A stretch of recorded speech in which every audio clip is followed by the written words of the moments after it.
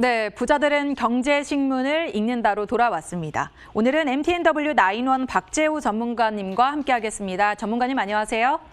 안녕하세요. 네, 공매도 금지 소식이 먼저 들려왔습니다. 3월 15일부로 종료가 된다고 하는데 제도 개선 계획이 있다곤 하지만 우리가 이때 가장 걱정을 했던 거는 이제 지수가 다 빠질 것이다라는 거였는데요. 그래도 다만 가장 큰 문제로 거론됐던 개인의 공매도 접근성은 강화가 된다는 그런 내용입니다. 그런데 이 기사를 보면 우리 투자자들은 이제 아까도 말씀드렸듯이 지수에 대한 걱정 을 하게 되기 마련이거든요. 그래서 5명의 리서치 센터장에게 물어봤습니다. 자, 먼저 키움증권 김지산 센터장은 증시 머니무브 당분간 지속될 것이다. 1분기 중에는 큰 폭의 조정은 없을 것인데 가보지 않은 길이라 유동성 장세가 펼쳐질 것으로 예상되고 적정 밸류에이션은 좀 무의미하다라는 언급을 해주셨습니다. 자, 다음으로 IBK 정용택 센터장님께도 여쭤봤는데 이분은 사실 3,000선을 넘었을 때 코스피가 3,000선을 돌파할 때부터 시장은 과열이었다. 공매도 재개 논의와 4분기 실적 시즌이 이제 다가오는데 결과에 따라서 시장의 방향성이 결정이 될 것이다라는 내용을 전해주셨습니다. 자, 다음으로 유진투자증권 이승우 센터장님은요. 과속 부담 분명하나 수긍 가능 측면도 있다. 현재 시장은 과열이 심한 상황은 아니라면서 미국 국채 10년물 이 금리가 1.3%를 넘어서면 부담이 작용될 수도 있다라는 내용을 전해주셨습니다. 대신증권의 정현우 센터장님 언급도 함께 볼까요? 추세를 바꿀 만한 이슈는 없기에 폭주하는 열차에서 내리지 못하는 상황이라면서 자, 미국의 시장금리 변화와 장세가 영향을 크게 미치진 않을 것이다라는 내용을 전해주셨습니다. 자, 이렇게 여러 가지 의견들이 나왔는데요. 전문가님이 보시기엔 이와 관련된 내용들 함께 살펴보신다면 어떻게 분석을 내릴 수 있을까요? 네, 일단은 저는 개인 투자자들의 입장에서 좀 말씀드리는 게 좋겠죠. 일단 말씀 주신 각 기관별 또는 제도권 내에 계신 분들의 말씀만 듣고 본다라면은 공매도가 활성화된다 할지라도 재개된다 할지라도 시장의 어떤 조정 또는 추가적인 상승 여력이 있기 때문에 크게 염려할 필요가 없다라는 의견으로 좀 일치되는 것으로 좀 보여지고 있는데요. 실질적으로 이제 과거부터 지금 현재까지 어떤 공매도 제도를 좀 놓고 보았을 때 기관 쪽에서의 어떤 공매도는 사실상 무차익 공매도라고 불리고 있는 상황인데 과거에 특정 증권사에서도 한번 사건이 좀 발생했었죠. 실질적으로 발행되지 않은 주식을 공매도함으로써 수익을 취했고 그로 인한 시세의 어떤 과도한 하락을 좀 불러일으켰던 경우도 좀 있었는데 그런 어떤 무차익 공매도라는 것이 실질적으로 돈이 없어도 어떤 자격 요건만 갖추게 된다라면 대량의 어떤 매도를 실질적인 주식을 보유하지 않은 상황에서 가능할 것이고 실제 다급하게 이루어지는 어떤 공매도의 어떤 그 트레이딩 관점에서 본다라면은 일단 매도 후에 주식을 좀 빌려와서 채우는 식의 어떤 트레이딩도 지금 현재 제도권 내에서 많이 이루어지고 있는 것으로 알고 있습니다. 그런 어떤 불공정한 거래가 지금 현재도 좀 지속이 될 것이고 앞으로도 크게 제도적으로 변화가 되지 않는다라면 약소한 어떤 벌금 수준에서 끝나게 될 텐데 실질적으로 놓고 본다라면 이 이야기가 다소 좀 민감한 이야기가 될 수 있겠지만 그런 어떤 다소 좀 통상적으로 놓고 봤을 때 논리적으로 이해하기 어려운 그런 거래 방식 자체에 있어서 벌금은 지금 현재까지 약 한 50억 정도가 부과되었는데 실질적으로 그로 인해서 무차익 공매도라든지 일반적인 공매도를 통해서 얻게 되는 수익금에 비하면은 정말 매우 조족지으라고 할 수 있을 정도로 미미하다고 말씀드릴 수가 있겠습니다. 지금 현재 삼성전자나 현대차, 기타 여러 가지 중형 섹터 종목군들의 움직임만 놓고 봤을 때 전체적인 어떤 하락세가 좀 발생하게 된다라면 기관 쪽 또는 필드 쪽에서의 어떤 공매도 물량은 대량으로 쏟아질 수밖에 없을 것이고 해외 IB 쪽에서도 역시 마찬가지의 포지션을 구축할 수밖에 없게 될 것입니다. 그런 부분들을 놓고 봤을 때 개인 투자자들 입장에서는 시장의 조정이나 추가적인 상승에 대한 기대감을 갖기보다는 많은 분들이 일단 손실을 보시면 복구하는데 너무 힘들어하십니다.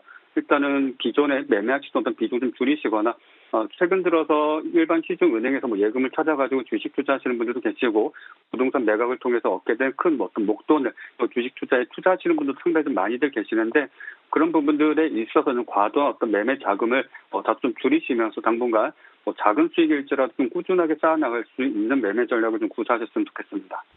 네, 일단 공매도 금지가 시행된 이후에 지수가 어떻게 움직일지는 계속해서 좀 주의 깊게 지켜봐야 될 것 같습니다. 자, 다음 기사로 넘어가 볼게요. 자, 삼성 SDI 테슬라 손잡고 ESS 1위 굳힌다. 라는 내용인데요.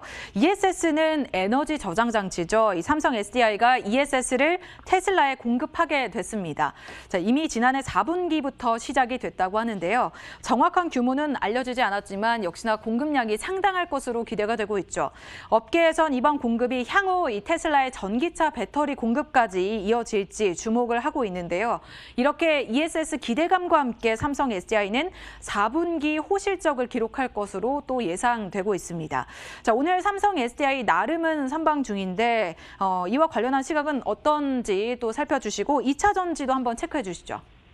자, 일단 삼성 SDI와 ESS 이제 관련된 사항인데 일반적으로 여러분들이 사용하고 계시는 AA 건전지와 유사한 어떤 형태의 좀 길고 큰 어떤 부피가 좀 큰 어떤 형태의 건전지, 2차 전지라고 좀 보시면 될 텐데 실질적으로 테슬라 같은 경우에는 그런 에너지 저장 장치에 있어서 어떤 모듈화를 통해 가지고 지속적인 유지 보수가 용이하게끔 그런 어떤 기존의 배터리를 좀 사용을 하고 있습니다.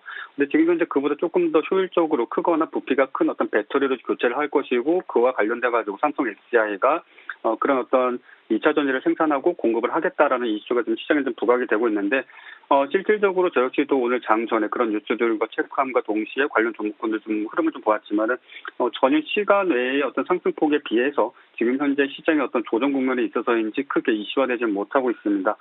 많은 분들께서 해당 뉴스라든지 기사를 보시면 관련 종목군들 예를 든다면 상신 EDP라든지 에코프로비엠 또 더 나아가서 2차 전지의 LNF라든지 코스마 신소재 또 다른 여타 종목군들을 많이들 좀 체크를 하셨을 텐데 지금은 다소 좀 쉬어가는 구간 정도다라고 좀 보시면 좋겠고 앞서도 말씀드렸지만 실질적으로 우리나라 증시에서의 어떤 시장의 어떤 상승이라든지 하락을 일으키는 데 있어서 주요 원인이라고 꼽히는 것은 지금 현재까지는 반도체와 2차 전지가 사실상 한 60-70% 정도의 비중을 차지한다고 할 수 있을 것이고 최근 들어서 이제 자동차 같은 경우는 ECMP와 관련된 어떤 부분들도 상당히 좀 이슈가 되고 있는데 앞서 말씀드렸던 대로 일단은 2차 전지는 주요 섹터로서 지속적인 우상향의 흐름을 이어나갈 가능성이 매우 큽니다. 그런 부분들에 있어서 삼성 SDI의 지금 현재 호재는 앞으로 시장에 좀 긍정적인 영향을 미칠 수 있을 것이고 업계 전반에 걸쳐서 특히나 삼성 SDI에서 지금 ESS를 지금 개발하고 출시하고 공급하고 있는 그와 관련된 중소형들의 어떤 기업들도 상당히 호재가 될 수 있고 수혜를 받을 수 있다는 측면을 좀 보셔서 앞서 말씀드린 대로 에코프로비엠이라든지 포스코케미칼 또는 LNF 그보다 조금 더 규모가 작다는 상신 EDP, 또 캠트로스 이런 쪽으로 한 번씩 쭉 둘러보시길 바라겠습니다. 네, 삼성 SDI의 호재가 2차 전지 관련주에도 훈풍을 불어넣을 수 있다라는 말씀을 해주셨습니다. 마지막 기사까지 함께 확인해 볼까요? 오늘 이 코로나 무풍지대라는 말이 나왔는데요. 현대백화점 판교점이 연매출 1조 원을 돌파했다고 합니다. 증가율 5곳 중 4곳이 강남 지역에 위치했는데 이 제품들 중 가운데 어떤 제품이 가장 많이 이제 팔렸냐 확인을 해보니까 럭셔리 제품에 주로 이 매출이 쏠렸다고 합니다. 자, 역시 이 코로나로 억눌린 그런 여행 관련 수요라든지 이런 것들이 이제 럭셔리 제품 쪽으로 오히려 쏠리면서 사람들이 쇼핑을 많이 하는 그런 모습들이 나타나고 있는데요. 그런가 하면 쿠팡이 미국 나스닥 시장에 상장하게 된다라는 그런 내용까지 전해지면서 또 오늘 운송 관련주들까지 일제 강합니다. 유통주들까지 움직이는 그런 모습인데 전문가님은 이 유통주와 관련해서는 어떤 시각을 갖고 계실까요? 앞서 앵커분께서 말씀해 주신 대로 현대백화점 같은 경우에는 경기권에서 어떤 수요층을 사실상 빨아들인다라고 표현을 해도 될 정도의 어떤 블랙홀과 같은 그런 주요 백화점 중에 하나입니다. 과거 그 직전에는 죽전의 어떤 신세계 백화점도 마찬가지였는데 억눌린 수요의 어떤 발생이 크게 발생하면서 럭셔리 제품들의 어떤 판매량이 급증했던 것은 작년 4분기부터 계속적으로 유지해왔던 부분이었음을 좀 말씀드리고 싶고요. 앞으로도 그런 부분들에 있어서 사실상 많은 분들이 어떤 소비를 할 곳이 없다 보니까 그에 따른 어떤 소비처로서 그동안 현재 좀 갖고 싶었던 그런 어떤 위시리스트의 어떤 제품들을 좀 구매하시는 게 아닌가 싶고요.